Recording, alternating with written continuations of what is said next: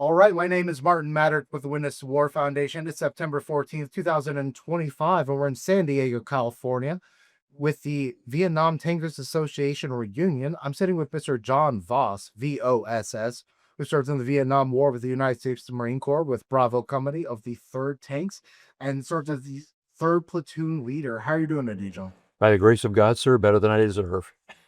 Well, it's an honor to be here with you today. Thank you so much for joining me. My first question is, where are you from originally?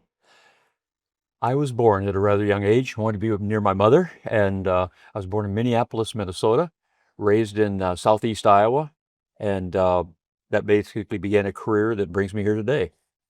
Well, tell me about growing up out in Minnesota. What were your folks like?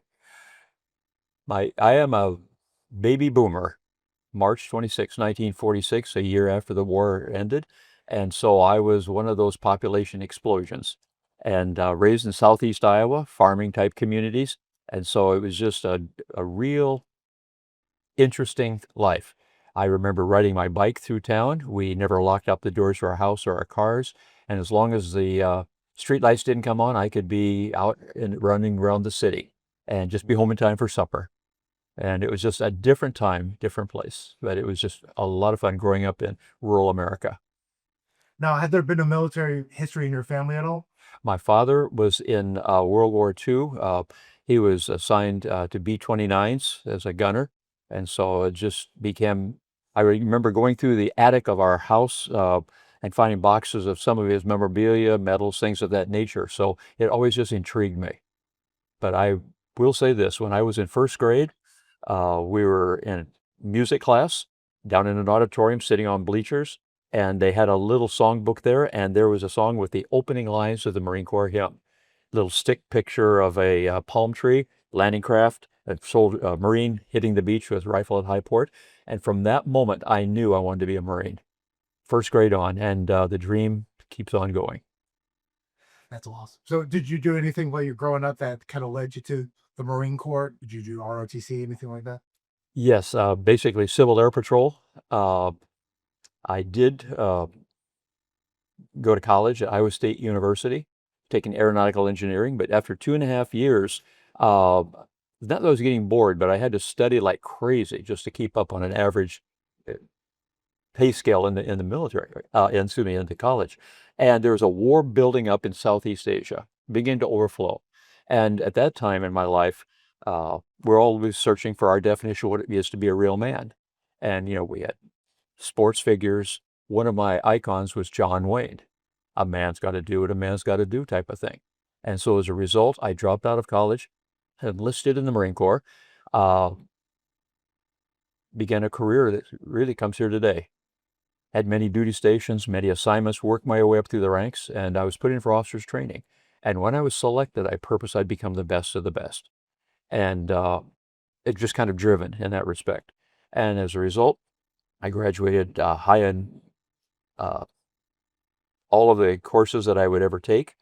But when I was selected for officers training, I really just put it into second gear, dropped it down. And I went to the basic school, which is 6 months of infantry training. I graduated high enough where I could choose my profession, my MOS, and I put down tanks. Came out here to San Diego for tank school, and then graduated top in my class and volunteered for duty in the Republic of Vietnam. And I arrived in May of 1968, just after Operation Pegasus was clearing the ground siege from around Quai Sud, Fire Support Base, the 77-day siege. And so I picked up the platoon of tanks that was and was mentored by Staff Sergeant at that time, Jim Jewell.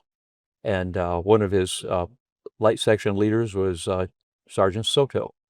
And those two men basically helped me earn my spurs and figure out what it was to be a Marine officer, second lieutenant in combat zone. And it was just a beginning of a unique relationship. And Jim Jewell is here at this reunion. It's the first time I've seen him in almost 58 years. So it just has been a real good time. Many of our other associates have passed. We're getting old. But as a result, it just began a time of my life that was really defining. Young men leading other men into combat, dicey, sporty situations always, but it was just the opportunity to test myself to become the man that hopefully I wanted to become. So that's good. I want to back up just a little bit and ask, you enlisted in, I assume, 66, 67. 1966. All right. So walk me through the training process. So basic school, you went to officers training. I know, Hmm. especially for the army, they're trying to push so many young officers out as Yes. quickly as possible. Just tell me about this process and what you remember about the training you went through. Okay. Well, just for a little background, the reason I was called was a Mustang. I was enlisted before I became an officer, and evidently my commanding officer saw something in me that was professional, and a drive and interest and desire to serve, and that's why I was put into the officers program. But going to OCS, it was unique because I went in with the enlisted commissioning program, and everyone in my entire unit was prior enlisted. I was a young corporal, and I remember we had gunnery sergeants in there, and so the drill instructors just went crazy. They didn't know how to handle us. We already knew how to spit shine our shoes and to polish our brass and do close order drill. And so basically, they just ran us in the mountains of Quantico, the hills, as mountain goats. So I came out of officers training a lot better physical than I did out of boot camp as an enlisted man. And I began to realize that in enlisted training, it's 80% psychological and about 20% physical. I didn't understand at the time. Going to officers training, since it's about 20% psychological and about 80% physical. And but just the fact that all of us had this camaraderie, we were already Marines, we just had a fun time. Graduating from that as a second lieutenant, we go to 6 months of training at Quantico, Virginia, stayed at the same base. It's called the Basic School, which is basic infantry tactics. So every Marine officer is trained to be an O3, an infantry. And even the aviators, anybody who's in artillery, logistics, whatever, we all carry this DNA of infantry. And that's why many times flying with helmets, we have a cover over it. It's kind of camouflage. It's just to represent our association with our brothers on the ground. And the thing I had not realized at that point was that the infantry, the fighting men that are 17, 18, 19 years old, only represent 10% of the Marine Corps. They're the tip of the spear. But what happens is that the other 90% of the Marine Corps is like the shaft of a spear, which provides the impetus to drive it in.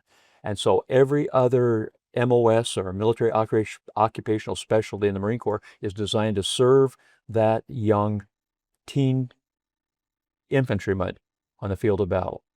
And so it just is a whole ethos of servant leadership that I just had inbred within me, and it just was, it blossomed as being an officer to serve men in combat.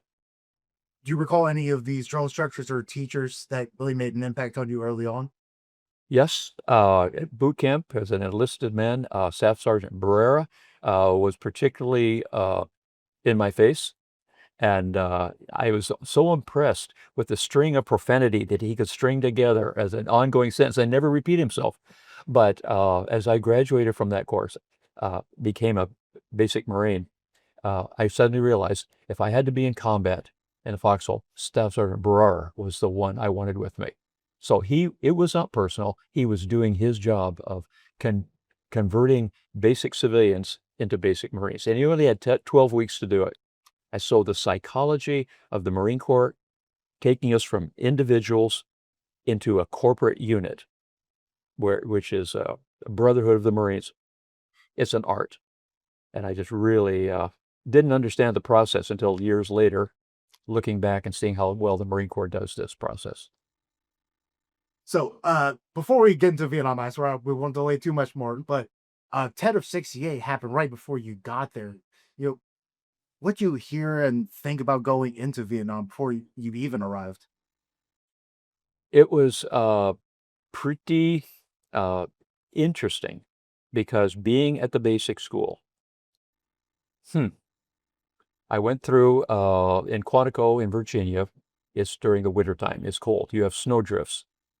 And there was an event in February of 1968 The USS Pueblo was captured by the North Koreans off the coast, and it was a spy ship. And they did not have time to get rid of all of their gear, but the ship was captured, it was boarded. And for some reason, I just knew, since I was now being winter trained for the Marine Corps, uh, snow drifts 3 foot deep, in the field trying to stay warm, that they were going to be sending us to Korea. And so that was kind of an interesting thought process. So I was not involved a lot with understanding of the battles that were going on at that time in Vietnam. I picked up on it later, but that time I was just trying to keep my head above water. So once I got into Vietnam, then keeping my head above water took on a different meaning.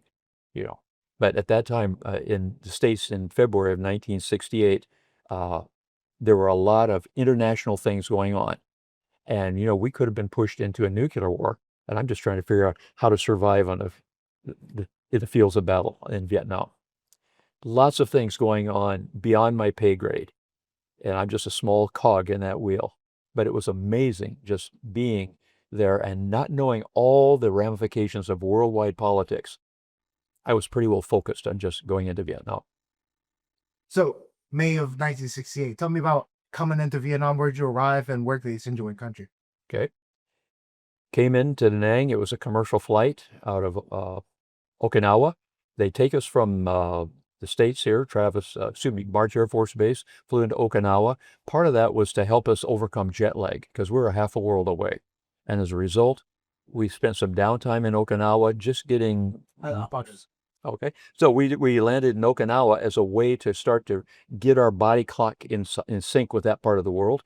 And it was humid and it was hot, but we boarded this commercial flight and flew into Da Nang. And I remember all of the stewardesses were ushered back into the galley at the back of the airplane as we were touching down. And that was my first indication that, yeah, this is going to get interesting. So we landed, the hatch opened, and we stepped out into a blast furnace. It was rather warm. And I remembered, okay, this is good. We went down the boarding ladder onto the tarmac, got on a little, walked across the area. And the first Vietnamese words I learned were Dong Lai. It was a stop sign, octagonal stop sign. It says Dong Lai. It says, okay, I know how to tell people to stop. But we went into processing, and from there, we spent a couple of days just getting reacclimated to the temperature and whatnot. And then I was flown up to Dong Ha, which was just south of the demilitarized zone on the coast of the South China Sea. And that was going to be kind of the headquarters for our tank units in that area. I checked in, let everybody know I was there.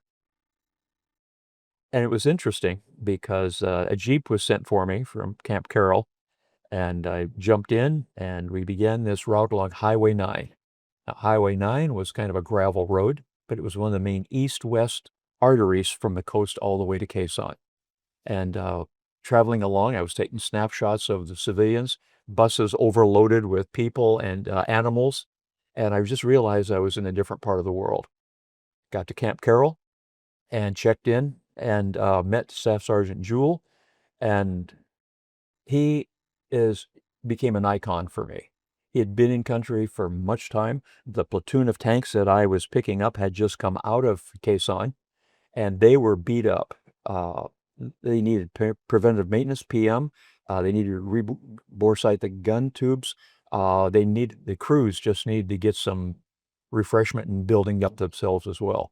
So my first month or so there was basically getting the platoon back together into fighting shape. And as we got the tanks up to speed, we were assigned on a daily basis to begin the road sweeps. We were the security, along with an Army Duster, 40 millimeter self-propelled tank chassis. And our job was to protect the minesweepers that were going east and west from our main gate on Highway 9. They would meet the other minesweep teams coming from the opposite directions, and we'd load back up them onto a truck or onto our tanks, and we'd roar back and have breakfast at Camp Carroll. But that went on. We also began to do our first, for my case, joint operations with the infantry, just beginning sweeps. And life was starting to get into a normal routine. It was hot. and humid at times, but your body adapts. And I was just enjoying myself, leading these men who were already combat veterans, and I was having to earn my spurs, not doing things too stupid. But I leaned on Sergeant Soto and Staff Sergeant Jewell, and they really began to mentor me in the rudiments of a tank officer. About that time, my company commander came and says, Lieutenant Voss, got a special deal for you. I'm up for special deals. He says, after the Tet Offensive, the second lieutenants in the infantry had taken such a beating, casualty-wise, that the infantry was putting out an appeal asking anybody who's doubly trained if we would consider volunteering to make a lat move. And so I was going to hang up my platoon of tanks and inherit a platoon of infantry. And so I said, boss, if that's where they need me. Now, I found out later that it was no longer voluntary. It was going to be mandatory. Tank officers coming in were immediately going into a 90-day pool to work with the infantry. So I got back in that Jeep, went all the way back to Dong Ha, and it was on June 13th/15th, so it was almost a month in country. And I was just getting my paperwork transition from tanks to infantry, and the North Vietnamese artillery north of the DMZ began pounding Dong Ha. And whoever was in charge of that gun team probably got their Medal of Honor, because they began to pound the ammo dump, and they caused almost a 2-day eruption of artillery and ammunition. So I'm sitting there, welcome to the infantry, looking around and just watching the entire ammo dump for that area going up in smoke. It was awesome. The hard part was, for most of the Marines, is that every flight that flew in for resupply thereafter was carrying ammunition, no beer. So that put an edge on, we got to go get those gunners, That when you start interfering with the basics of Marine life, they get a little irritated. But I picked up my platoon. I became the 3rd platoon leader of Mike Company, 3-3 Infantry Unit, and began a 90-day tour of duty that just went off the chart. And it's for that time, I just have to take a pause and just say that I have to begin by thanking God, Sky 6 Actual, or the Commandant of Heaven, because his extension of grace to me gave me the ability to be here with you today. At many duty stations, many assignments all over the world, but just the idea coming that I was entering into a whole new era of my life. It was an 03-11 with young 18, 19-year-old Marines they were putting their lives in my hands and mine in theirs, and it became a real close-knit operation. We were short of people, short of ammunition, heavy on enemy, which meant that's our definition of combat. And so I was basically, and many times, a glorified squad leader because our unit was so small. But because we earned our spurs, the company commander of my company put us on point because he trusted us. He knew that we would always warn the companies in trail behind us. We were just that good. It made my squad leaders a little irritated because we were always on point. And I says, listen, we're the best of the best. And he trusts us, the boss.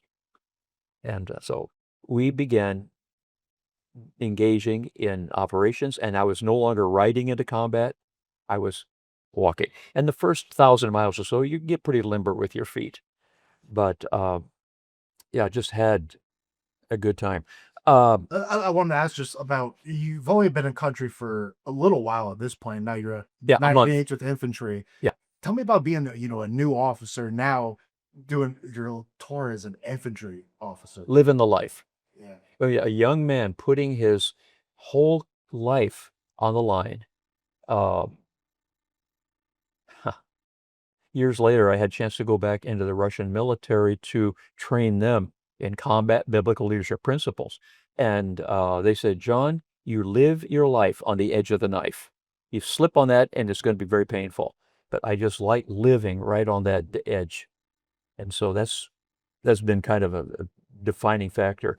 But yeah, during that 90 days in the infantry, I can look back and see that there were 10 times that I know of that I should have died.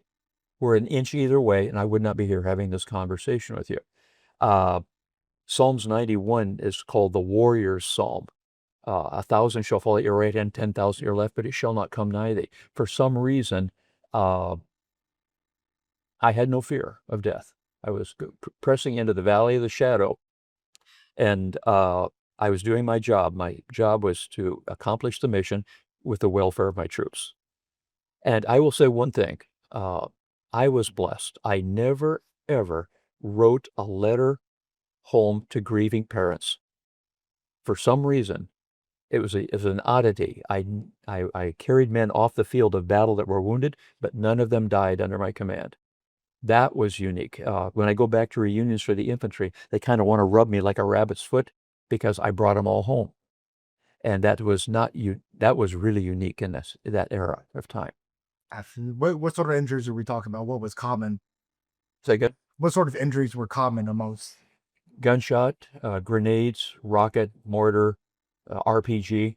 I probably had more RPGs fired at me as an infantryman than I did as a tanker. So that was an eye-opener. But yeah, I can share a couple of those stories. But again, it's God's grace, I think, that he put an umbrella around me, and I had no fear the entire time I was in country. Okay.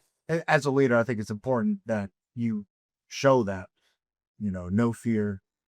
Yeah. We're going to press on. The mission must continue. Well, I will have to give you an aside. I'm an optimist, and I smile constantly. And my squad leaders thought I was psychotic because every time I would do the low crawl up to the company commander's foxhole, we'd get the marching orders, really early dawn. I'd get my way back. My 3 squad leaders were waiting for me.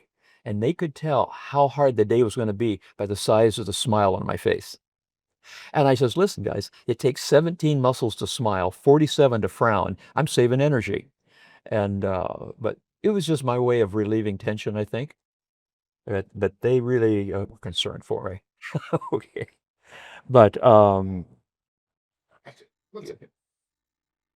back on target, on airspeed, on altitude. So you just told me the great optimist story, but you mentioned there were a few other times that weren't so fun. Yeah.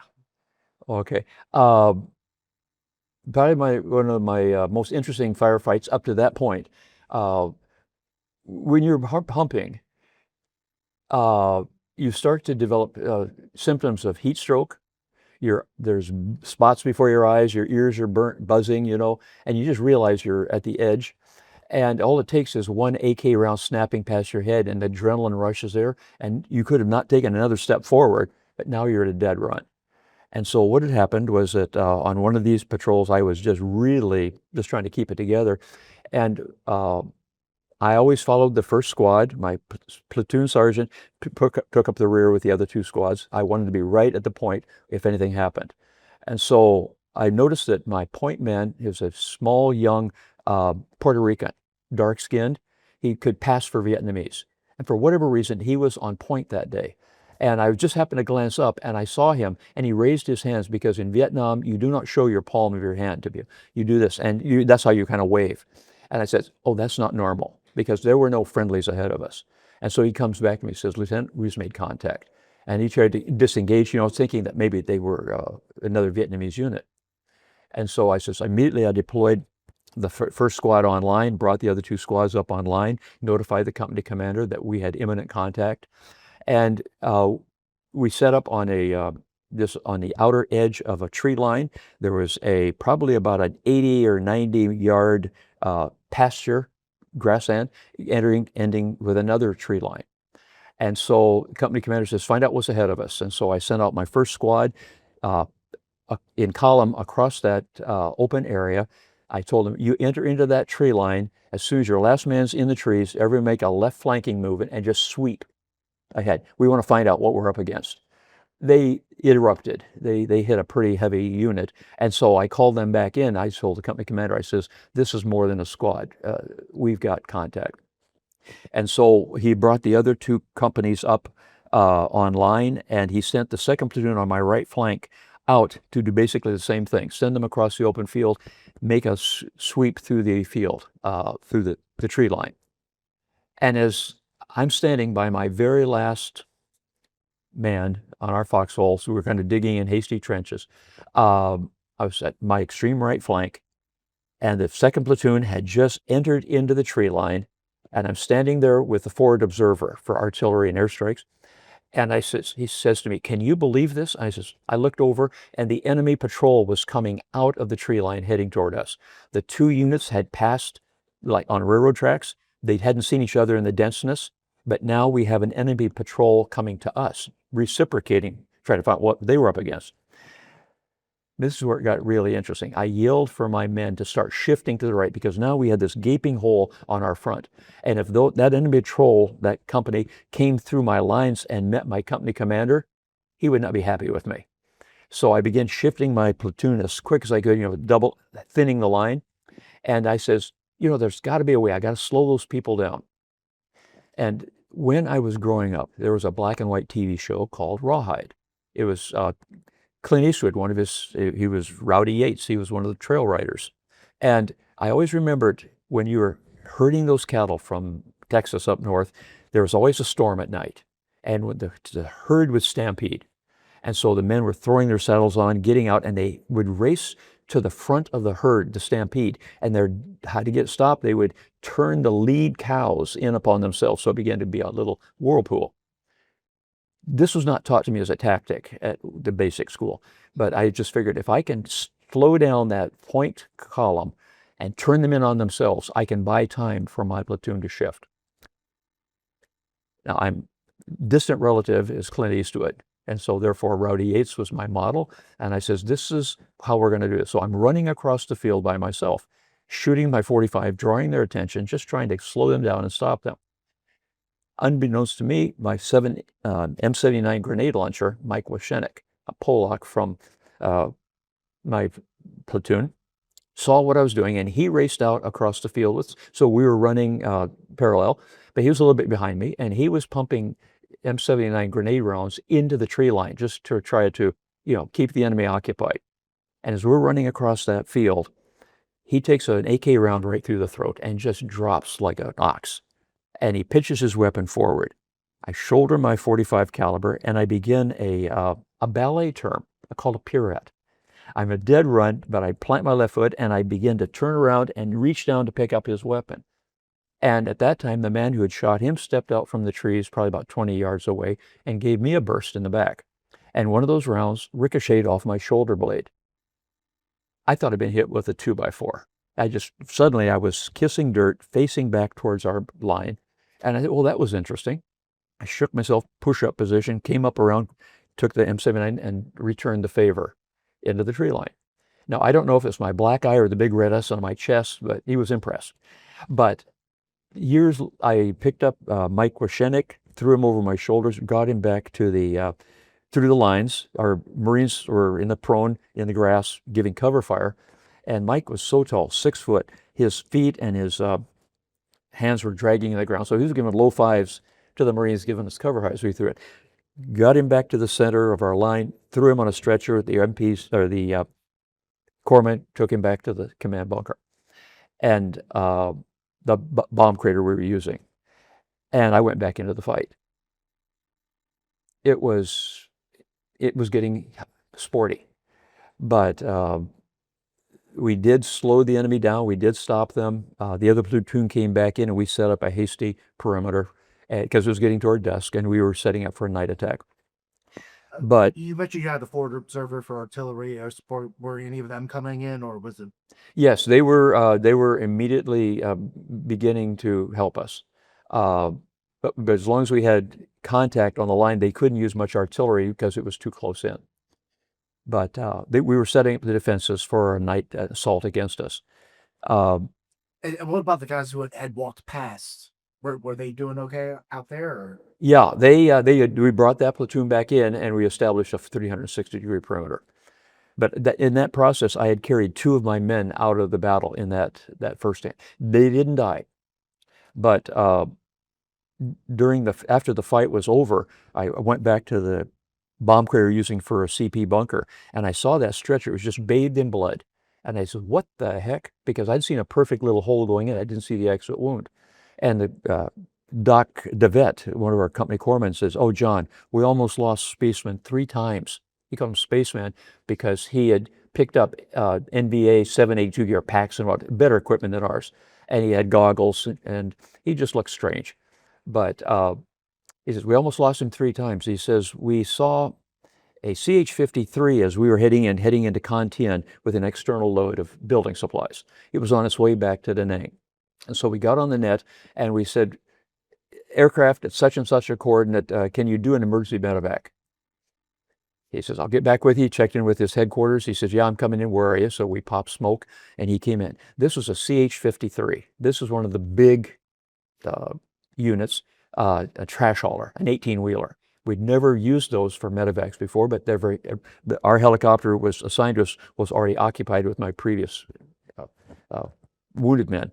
And so as he came in, it's interesting because when you have a medevac with a Huey, it's got a sliding side door, and they'll come right up to hover right over the bomb crater area where we have our wounded. They'll do a 90-degree turn and put their skid right on the berm, so you just throw the wounded in. They can throw off ammo. It's just real hot. He picks up, does a 90-degree turn, and exits the way he came in. You don't want to bring the helicopters over the battle area. Not good for them. If you've got a CH-46, which is a rear ramp, he comes in, does a 180 turn, plants his rear ramp right there on the crater. You just run the wounded in. This Marine pilot had never done a medevac. He's got this big honking CH-53. He puts the nose wheel right on the crater where we had our wounded. Even the door gunner, 50 caliber, got out to help put the wounded in. And he shouldn't have done that because we needed all the fire support we could get.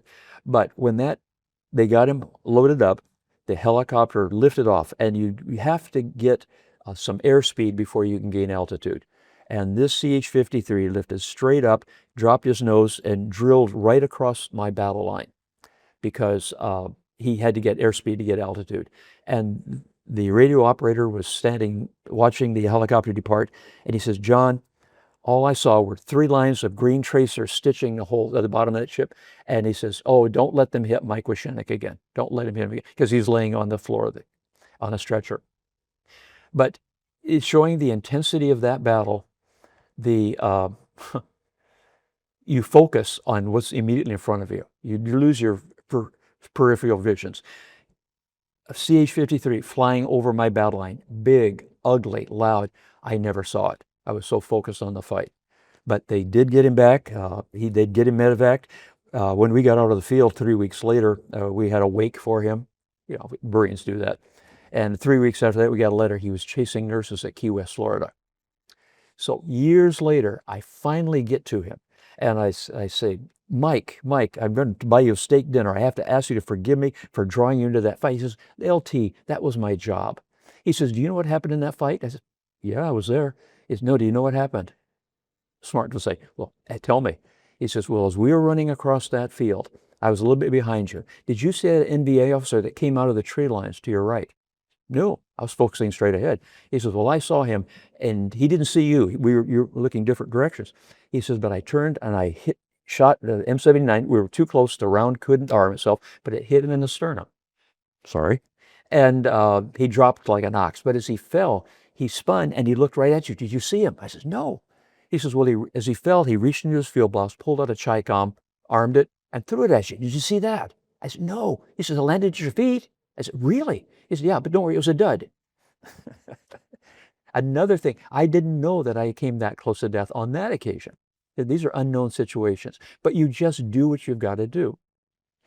Fast forward, we're now sweeping another area, and Lima Company was a sister company, and they would go out, they'd make contact, we would sweep, we would pass through them, just keeping the momentum going.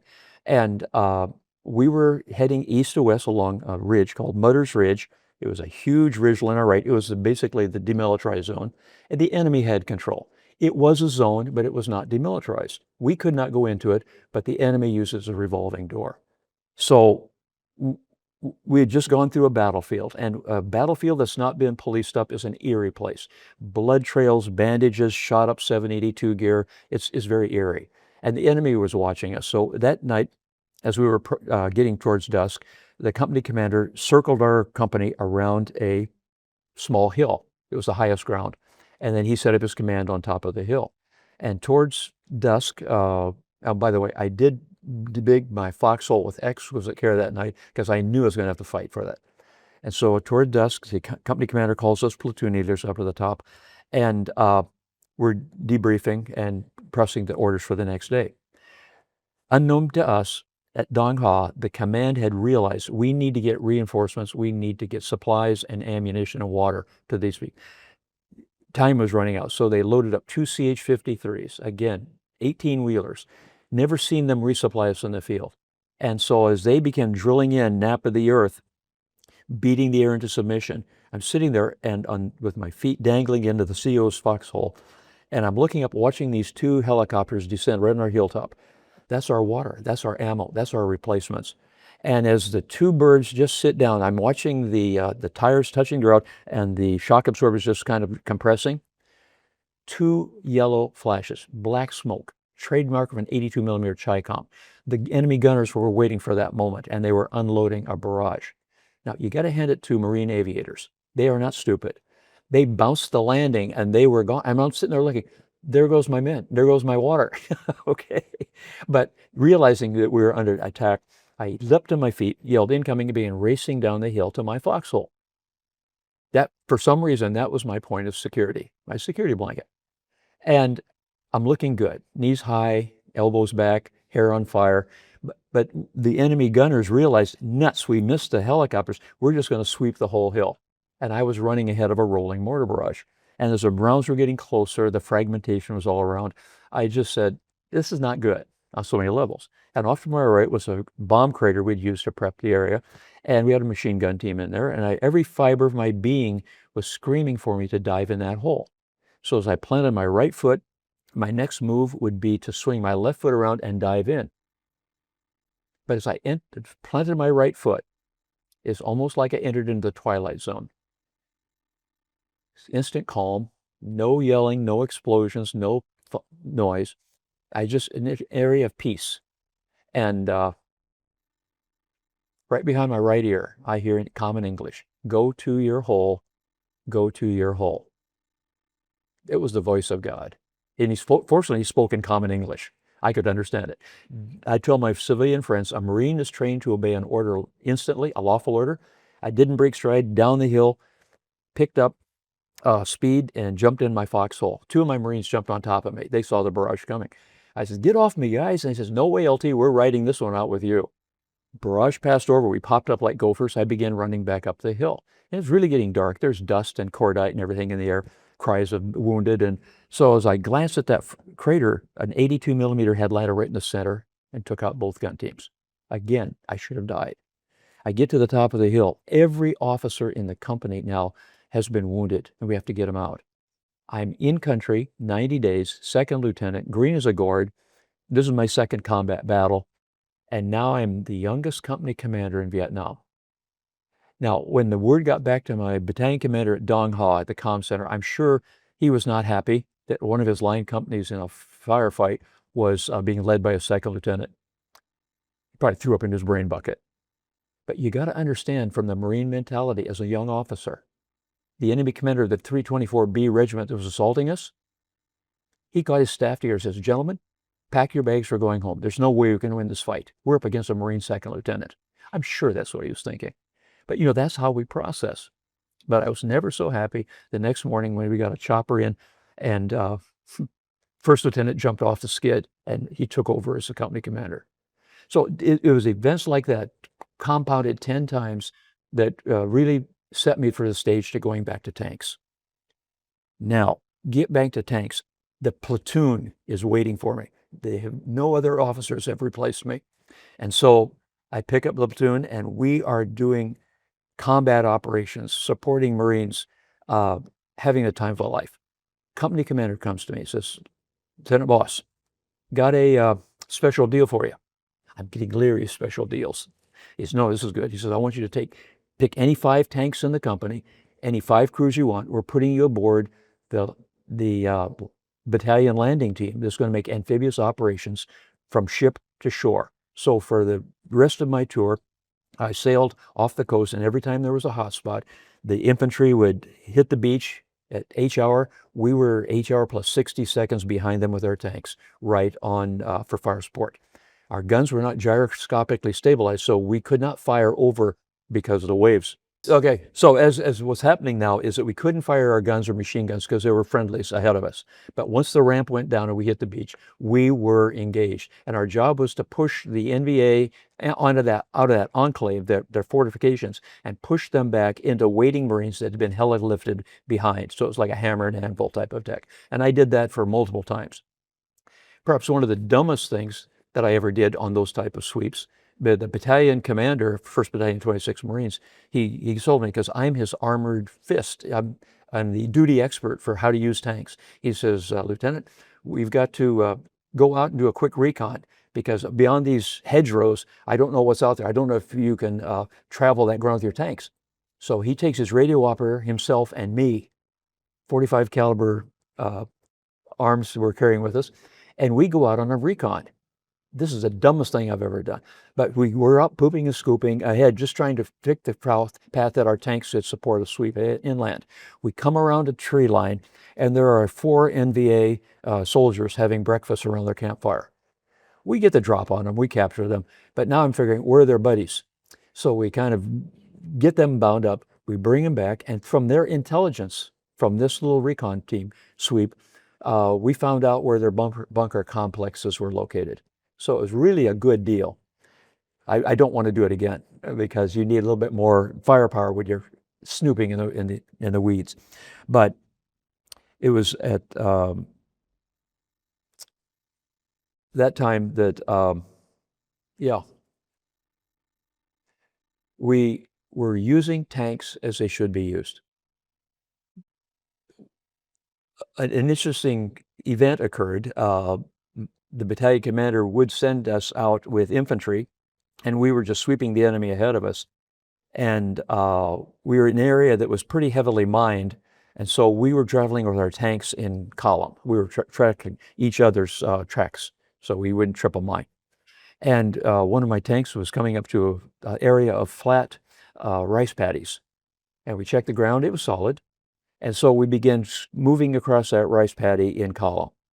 And as we were getting to the end, you have a little berm, and he gunned the tank so he could get up over the berm. And as soon as his tracks began to spin, they cut through the pie crust of that rice paddy, because underneath it was goo, it was mud.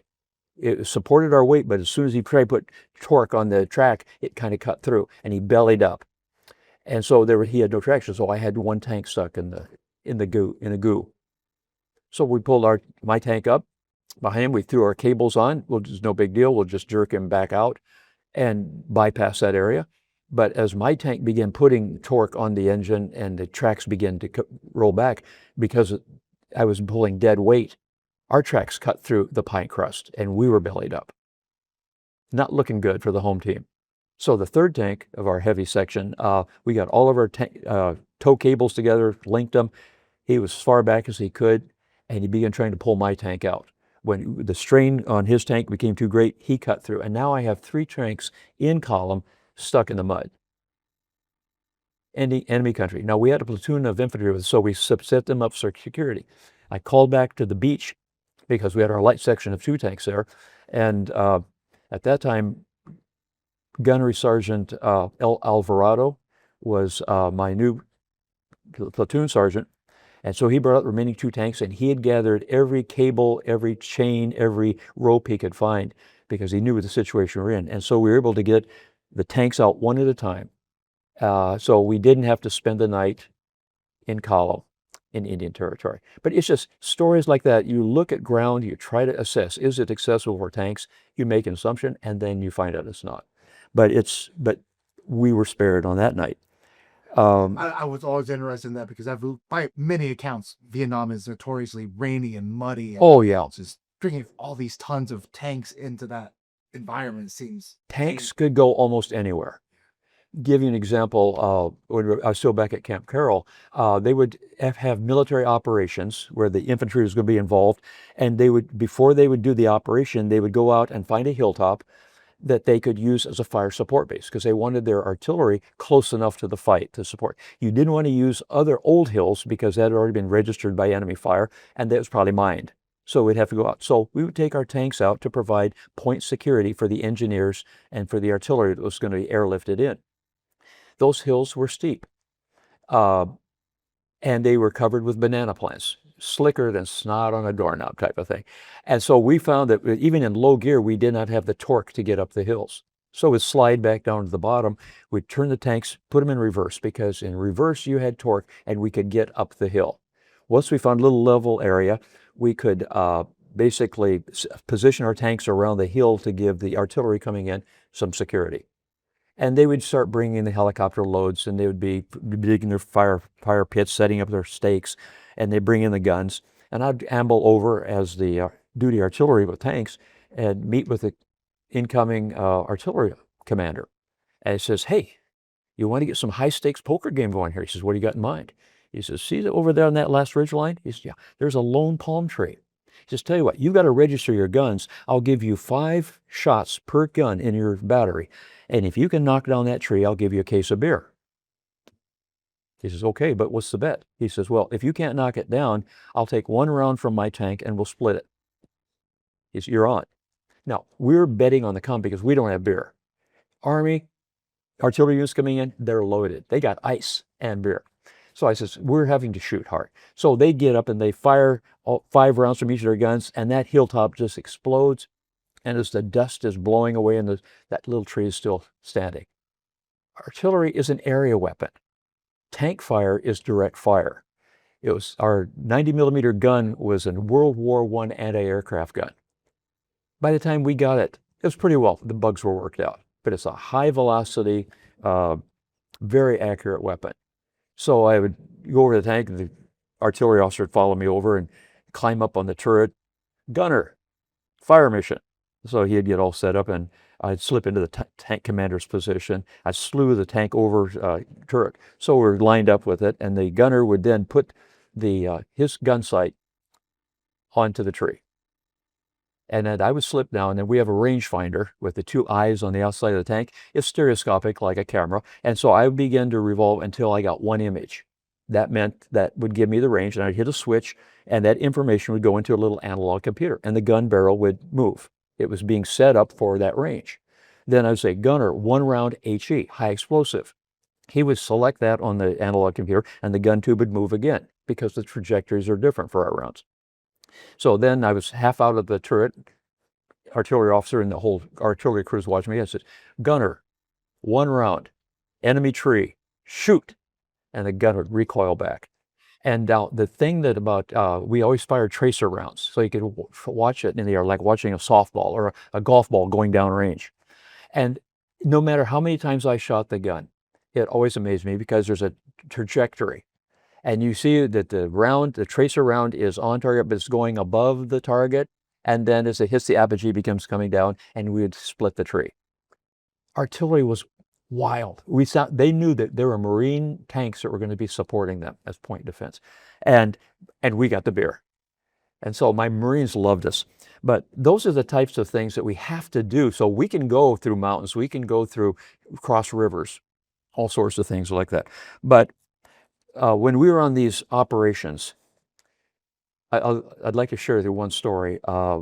We were sweeping, and the infantry was with us, and we were going through areas where there were lots of tree lines and hedgerows, and then open fields. And we were sweeping across an open field heading towards a distant tree line. And my gunner says, LT, I got movement in the trees ahead." I slipped down into the turret. I put my sights on it. I couldn't see it. He says, "LT, they're there. I can see them." I had learned a lesson a couple years before.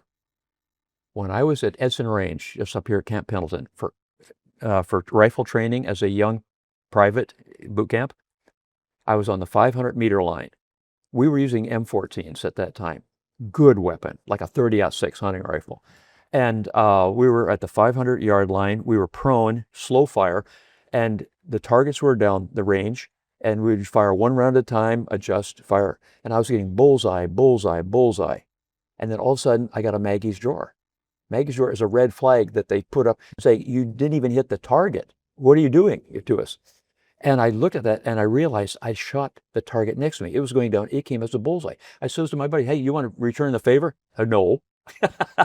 I was so ticked. I wasn't going to get expert. And we were laying on that sand berm, and the term pounding sand, I was beating. I was so upset with myself. I'm a perfectionist. I couldn't believe I didn't hit my target. But on that range at 500 yards, I learned a lesson. Do not ever release a round until you're absolutely 110% sure that that's your target. I could not confirm that that was enemy. I says, all right, we're going to press the tree line. If we receive fire, unleash hell. But I says, I just got that feeling. As we're getting closer and closer, I said, now I can make out the movement in the tree line. And I says, check fire. That's a Marine unit. We had been told that this is Indian country. There are no friendlies in area. But somehow those Marines are at the wrong place at the wrong time. And I thought about that. If I had authorized my gunner to hit that tree line, we would have had friendly fire. American casualties. Can you imagine the post-traumatic stress you'd have coming back from that? Killing former other Marines. And so I just thank God again that he gave me the wisdom and to always make sure that I controlled my men's firing, but the fact that we could come back without having major psychological problems.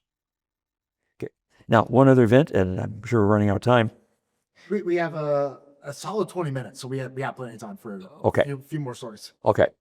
When we would hit the beach for these amphibious assaults, usually the Seabees that were with us, they would set up a base camp on the beach. They would plow out an ammo dump. They would plow out a fuel dump. So we were out there in the boonies, and we would have to come back periodically, be refueled and rearmed. And so we would come back, we'd a section at a time, leaving the others out fighting. We would be coming back in.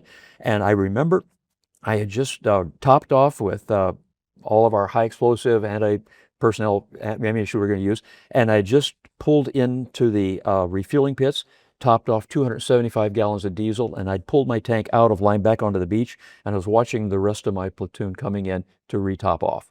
And I'm standing on the sand dune, and my platoon sergeant comes up to me, and he's got a little ice chest. I says, what you got there, Gunny? He says, the Seabees. I swapped something. I swapped a grenade or something, for beer, and cold beer. I said, oh, that's interesting, because I hadn't seen a cold beer in months. And so he pops the can for me, hands it to me, and I didn't even take a sip of it. And I'm looking down, watching my tank being refueled, my second tank being refueled. And I saw the tank commander had reached down. He was checking the oil level. You flip the covers back, you pull out the dipstick, you check it, and I saw him jump back.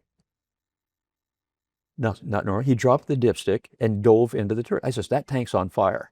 And so dropped my beer, hadn't even had a sip of it, began racing down that sand dune, hit the tank, climbed up on the back of it. He was coming out with a fire extinguisher. He threw it to me. I'm straddling the well and the back deck of the engine compartment. And the first thought was, this is what a marshmallow feels like, because I'm straddling, the fire's licking up. And so the fire extinguisher is useless. But I used it, and I says, we've got to get this tank out of here, because this is the fuel dump. It would not look good on my record. Okay. So we jump in to the tank, and by this time, whatever the transmission or fuel lines or whatever had been severed, because it was at the bottom of the tank engine compartment, and so I couldn't get the tank started.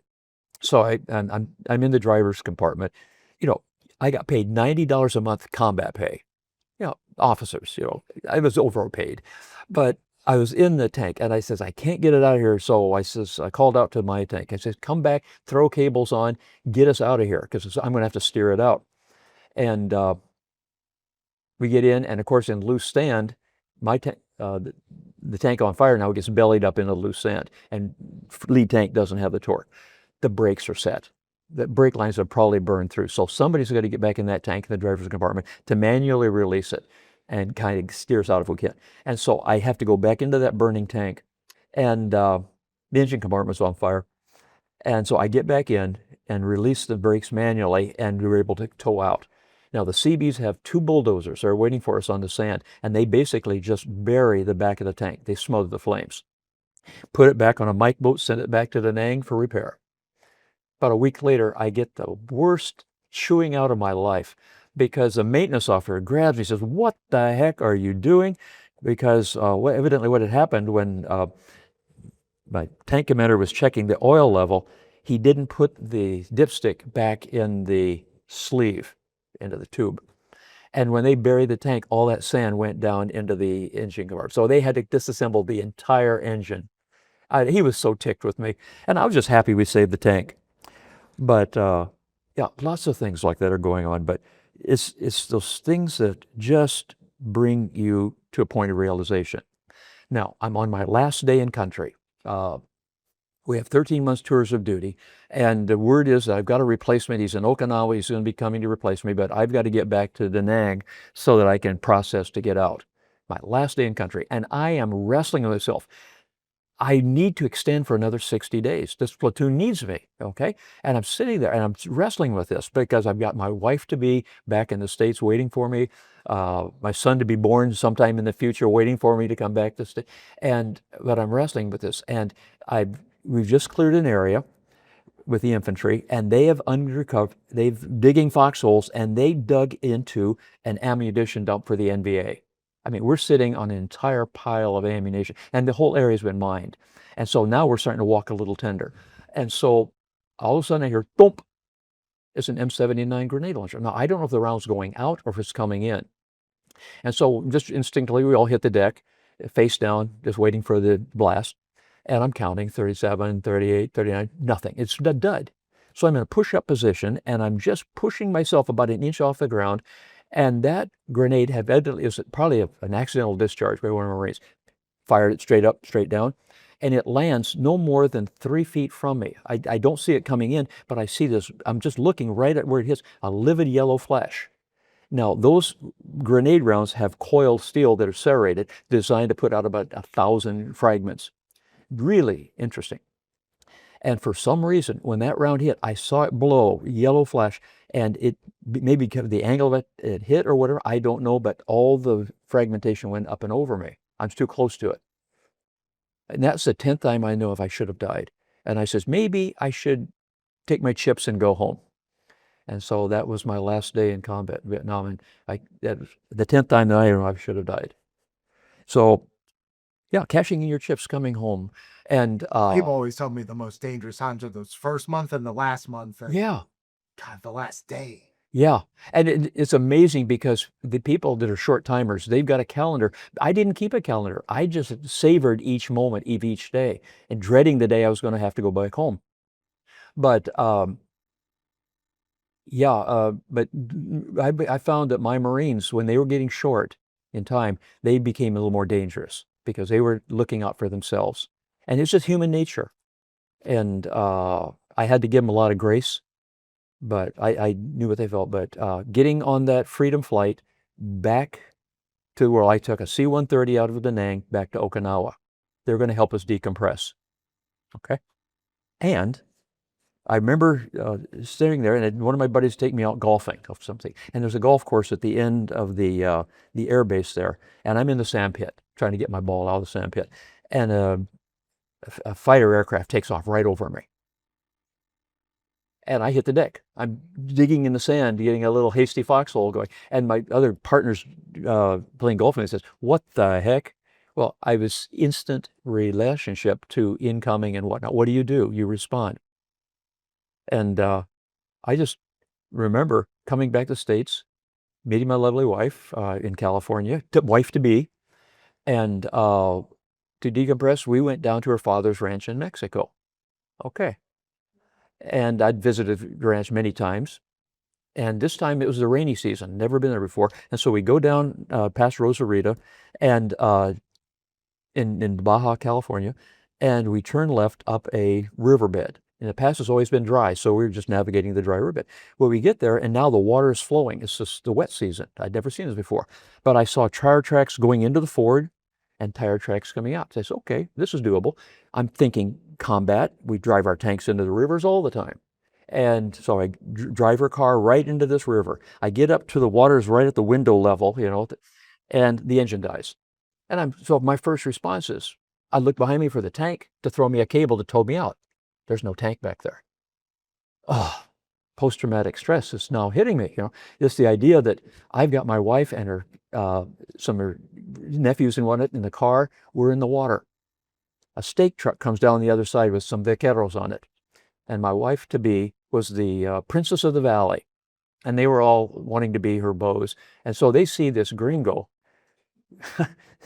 sitting on top of her car in the river. And this is too good to pass up. So they get out, they push the car back up onto the bank, okay? And we pop the hood, and of course, at that time, it's points, plugs, and condensers. They were wet. So one of the older vaqueros takes a newspaper, lights it up, and he's drying off the points so that we can start the car again. We get it fired up. I says, this is good to go. Thank you, gentlemen. Appreciate your help. Marine in trouble again. And so I back up the car and realize now I have a flat tire. Okay, of course I have a flat tire.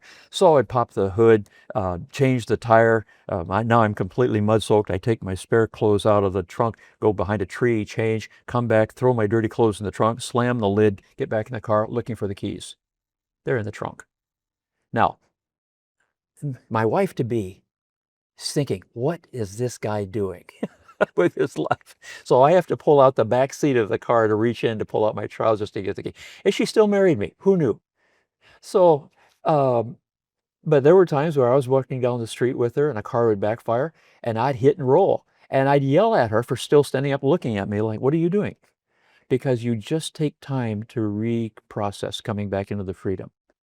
But yeah, it has been good. Now, I did marry my lovely bride. Coming back, helped me decompress.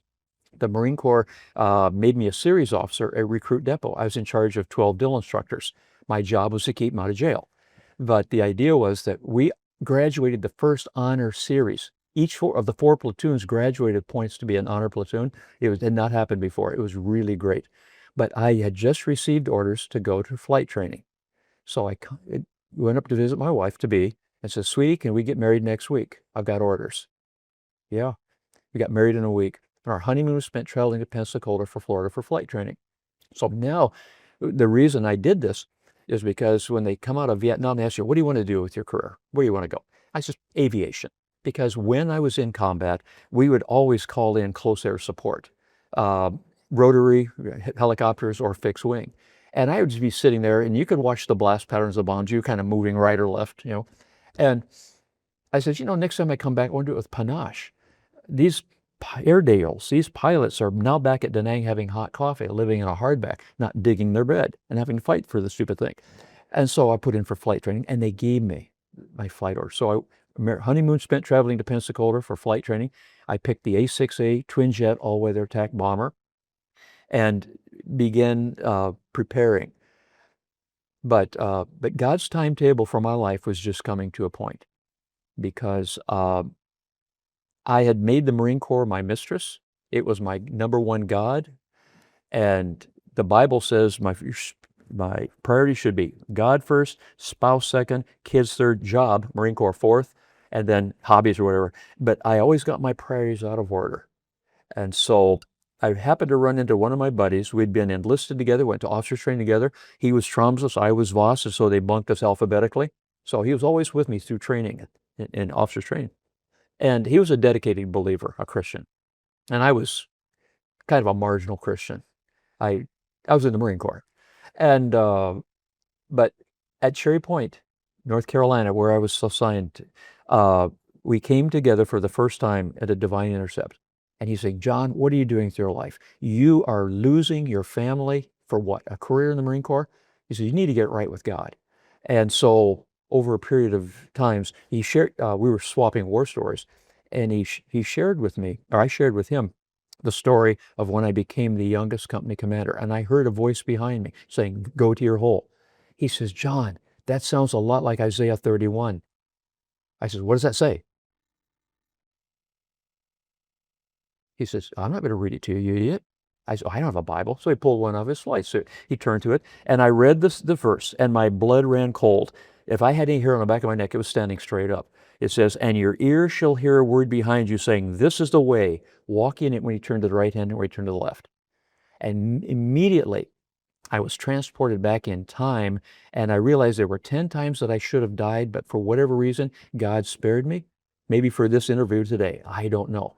But the issue came down is that he said, John, when you disobey God, it's a course-martial offense.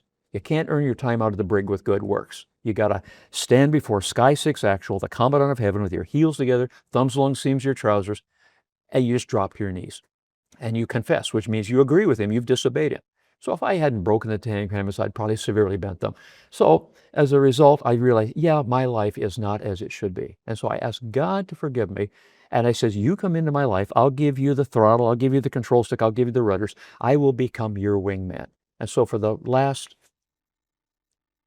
almost 56 years of my life from that point on, I've been trying to figure out, how do you walk with God? How do you follow on his wing?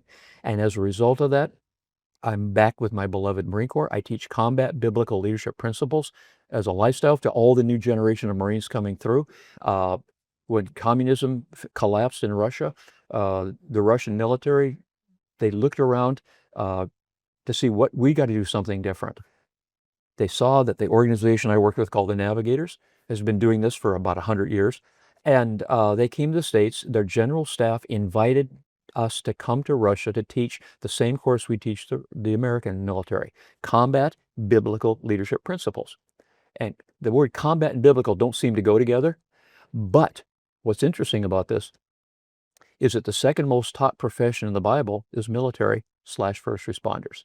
I mean, we're talking about spiritual war, physical war, tactics, strategy, welfare of the troops, the whole 9 yards, the whole shemazel is built up in the Bible. So what my beloved Marine Corps is so competent on the field of battle is because we live by principles.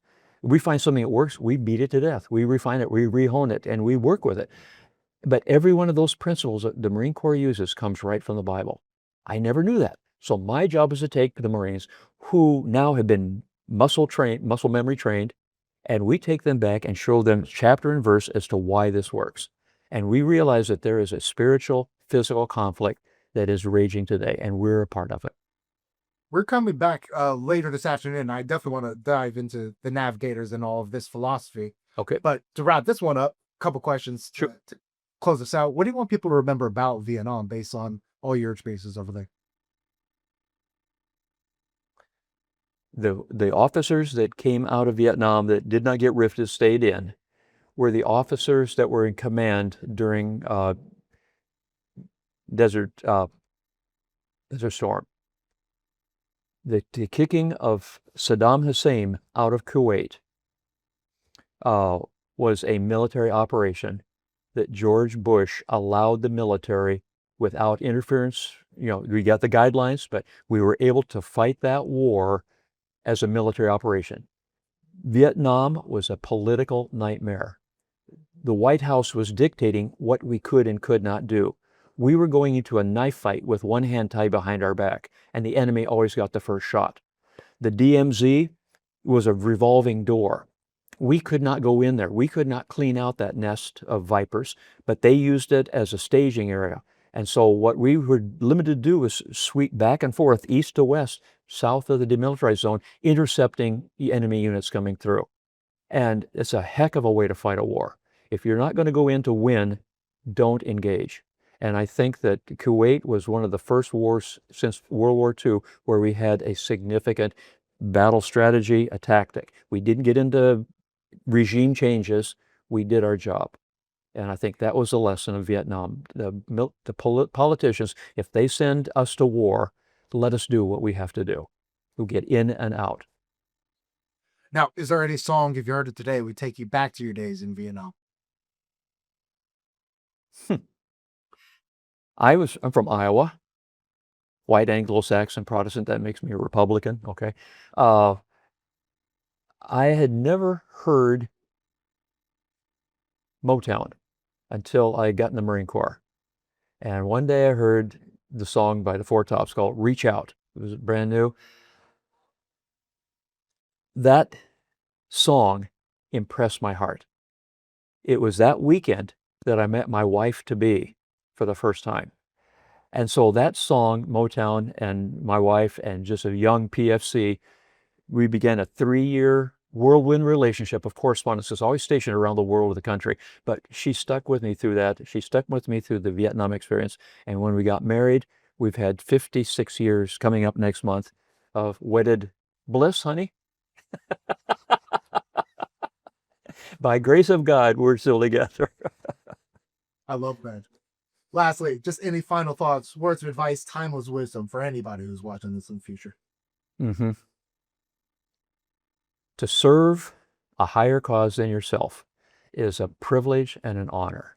To serve that higher cause in a spiritual umbrella is really a double honor. So how do we serve our nation? How do we serve our men? How do we protect the homeland? And it's a God-given profession. And Joshua is probably one of my, and King David, two of my great models of biblical leadership from the Old Testament. Now, coming fast forward, Jesus is now my model of what it was to be a real man. See, all that time I was searching for my definition of manhood. Once I recommitted my life to Christ at Cherry Point, North Carolina, y'all, I stopped searching for my definition because now I had that image now implanted. And so I've been trying to walk with God ever since. Lock and load. John, I cannot thank you enough for taking all the time this morning to share these stories with me. It's really an honor and a pleasure, but most importantly, welcome home and thank you for your service, sir. Semper Fi.